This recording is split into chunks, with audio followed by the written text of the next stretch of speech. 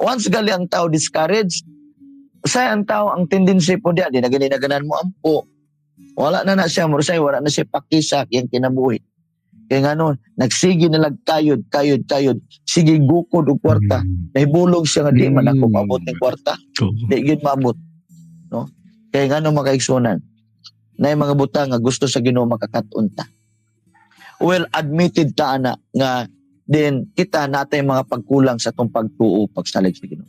Say na nga unlod ta. Nga naman, kaya mututok na kita perminti ba? No? Mututok ta sa problema. Usay, mututok ta sa mga negatibong nadungog nato. Usay, dito ra dito maglain ato pagbati kay natay nadunggan nga di maayo. Makaigsunan na yung mga butang isit nato itong kagalingon nga lahi. No?